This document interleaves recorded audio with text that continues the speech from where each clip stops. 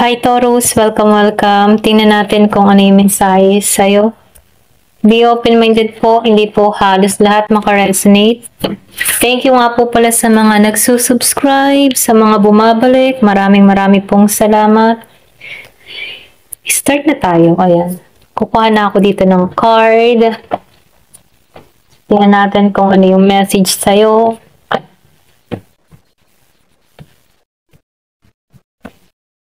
Yan.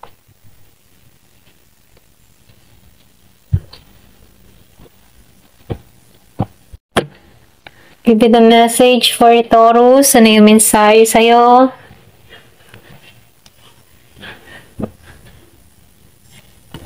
Ayan. So, tingnan natin kung ano pang mga sorpresa, anong payo sa sitwasyon na kinakaharap mo. So, meron akong nakikita dito na 3. May 3. Meron din dito nito.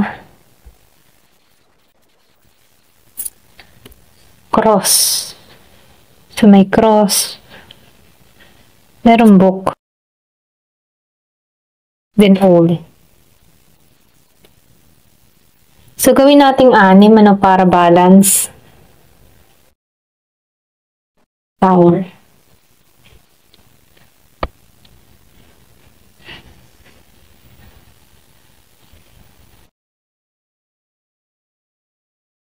Nakikitaan ko dito yung mensahe. Excuse me. Meron akong nakikita dito marireceive ka na balita. Magandang balita to. May hatid tong pag-asa patungo sa'yo. Unexpected to. Biglaan to magme-message sa'yo, hindi mo inaasahan. Kung meron kang kadiling dito na Scorpio, meron din Cancer or Pisces. Wala kang idea, magme-message to sa'yo, biglaan, hindi mo inaasahan. May hatid to na pag-asa patungo sa'yo. Nakikita ko dito na ang message ng tao na to ay solid foundation para sa'yo. Yung iba sa inyo, mahabang panahon ka na stuck sa sitwasyon. Meron ditong 41 years old.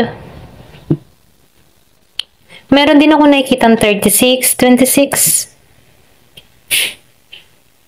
Nafe-feel ko dito na ikaw yung tipo ng tao na kung magkakaroon ka ng isang connection, gusto mo malalim. Gusto mo malalim na connection. Yung magkakaroon ka ng aral sa tao na to, ganun din siya sa'yo. Steady. Ito rin nafe-feel ko. Yun yung inaasa mong relasyon. Nakikitaan ko din dito, meron ditong tao na nagdadasal, meron siyang hinihiling, or pwede rin ito yung hinihiling mo. Malalim na koneksyon, steady, mananatili sa'yo. Marami kang naranasan dito, mga pinagdaanan. Yung iba sa inyo nakikitaan ko dito, meron kang inaasam ng asam na tao. Meron kang ninanais or pwede rin meron kang na-encounter na tao, nakilala na tao, na ipinagdadasal mo to na bumalik sa buhay mo. Yung iba sa inyo, nakikitaan ko dito, merong Aries, kang kadiling, or meron kang pinapanalangin na Aries, Leo, or Sagittarius. Nakikitaan ko dito na itong tao nito ay mananampalataya or pwede rin madasalin. Ito yung nagustuhan mo sa kanya na wala sa iba.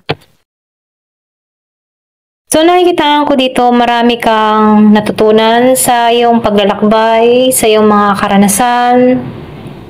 Nakikitaan ko dito na nabuksan ng iyong kaisipan. Meron ditong tao na marami siyang naranasang pagsubok. Marami din siyang natutunan dito. Na ang buhay ay hindi basta-basta madali. Nakikitaan ko din dito, habang tumatagal, habang marami siyang, yung matipong marami siyang na-experience, at marami din siyang aral na natututunan sa na-experience niya. Yung iba sa inyo, nakikitaan ko dito na meron kang tao na nire-respeto, meron kang tao na hinangaan. So, nakikitaan ko dito yung respeto mo sa tao na to. Merong lumayo. Meron ditong lumayo sa buhay mo. Yung taong inaasahan mo or inaasam-asam mo, lumayo to. Lumayo. Kumaga nagkaroon kayo ng distance ng tao na to. Yung iba sa inyo, nakikitaan ko dito, or pwede rin meron kang inalis ng tao dito na Virgo, Capricorn, Taurus. Tulad mo din, Taurus. Meron kang inalisan dito. Meron tong mga lihim or pwede rin meron kang nilihim dito kung bakit umalis ka dito. So, nakikita ko dito, isa sa inyo yung umalis dahil merong nakaakibat na lihim, okay? Nakikita ko dito, umaasam-asam ka dito or pwede rin ipinapanalangin, pinagdadasal mo na magkaroon ka ng stable, matatag na pundasyon para sa sarili mo. Ito na yung nakikita ko. Pero ganun pa man sinasabihan ka dito kung nakakaranas ka ng mga problema sa panahon ngayon, meron ka mga pinagdadaanan, huwag ka mawala ng pag-asa. Meron ditong mensahe dito na kahit nahihirapan ka sa isang sitwasyon, huwag ka mawawalan ng pag-asa. Dahil meron ditong patnubay at ginagabayan ka dito. So, tingnan natin kung ano mensahe sa iyo dito sa Mystic Moon. Meron ditong full moon in Cancer. Meron ditong birth moon. So, dito muna tayo sa full moon in Cancer. The ocean's tides. So, basahin natin yung meaning. Allow yourself to EBB. Oh, meron ditong allow yourself to EBB and flow with the emotional current of the full moon.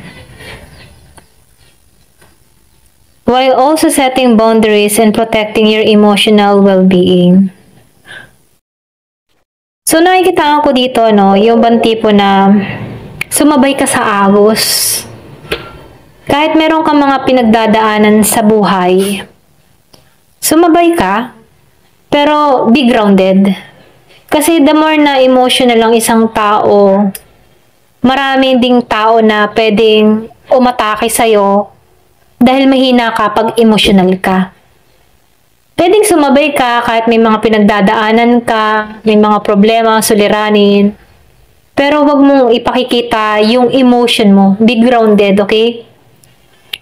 So, nakikita ko dito, tinutulungan ka dito na magkaroon ka ng boundaries sa sarili mo. Protektahan mo yung emotion mo, okay? Okay lang yung umiyak, pero wag mong ipakikita sa tao. Halimbawa, meron kang mga mabibigat na dala-dala. Ipagdasal mo, iluha mo, iiyak mo habang nagdadasal ka. After nyan, mag-ano yung pakaramdam mo. So, nakikita ko dito, yung iba sa inyo, pinatatatag ka ng kahapon, pinatatatag ka ng mga experience na nararanasan mo. At yan ka lumalago. So, nakikita ko rin dito sa birth moon, your lunar legacy. Yan, pasensya na, utal talaga ako sa R. So, the birth moon's card reveals the moon's phase in zodiac sign at the moments of your birth. It's offered insight in your innermost self, including your instinct, emotion, and relationship. Use it to uncover your lunar legacy and harness the power of the moon in your life. So, nakikita ko dito, parang tinuturuan ka dito, no, na makita mo yung innermost self mo. Okay? Your innermost. So, nakikita ko dito, pinakikita sa'yo dito na yung pangalagaan mo yung sarili mo, kilalanin mo yung sarili mo, at sundin mo yung instinct mo sa mga bawat pagpapasya mo, okay? Kasi yung emotion na nilalabas mo pagdating sa sarili mo, ito din yung nagpapalago kung paano ka makikiharap sa ibang tao. Kumbaga, tinuturuan ka dito na maging totoo para sa sarili mo. At sundin mo yung instinct mo sa mga bawat desisyon na gagawin mo, lalo-lalo na sa mga tao na nakakasalamuha mo. Okay? So, nakikita ko rin dito, no, nire-reveal dito sa'yo, na bawat na ginagalawan mo, meron niyang nakaakibat na, yung bang tipo na meron nakaakibat na lakas, para sa'yo, okay? So, tinuturuan ka dito maging matatag sa sitwasyon. Tinuturuan ka dito na magtiwala sa sarili mo. Okay? Ito na yung nafe-feel ko dito, no? Ayan. So, tingnan pa natin dito sa card na to. Balance. Lumabas ang Door of Balance. So, nakikita ko dito yung stability, patas, harmony, magiging maayos ang lahat. Nakikita ko dito na kung ano man yung mga sitwasyon na kinakaharap mo, magiging balance ang lahat. So, meron dito Door of Joy. So, nakikita ko dito na happiness, yung naghihintay sa'yo, pintuan ng kaligayahan, yung kakontentuhan, yung masasatisfy ka sa lahat ng mga nangyayari sa'yo. So, nakikita ko dito na magkakaroon ka ng kaliwanagan sa sitwasyon na to. So, nakikita ko dito, balance ang mangyayari sa'yo. Kung kahit may mga pinagdaanan ka dito, tinuturuan ka ditong lumago, tinuturuan ka ditong maging totoo para sa sarili mo. At tinuturuan ka din dito na yung ba tipong sabihin mo kung ano yung mga ninanais mo, i-express mo yung sarili mo. Okay? So, nakikita ko dito na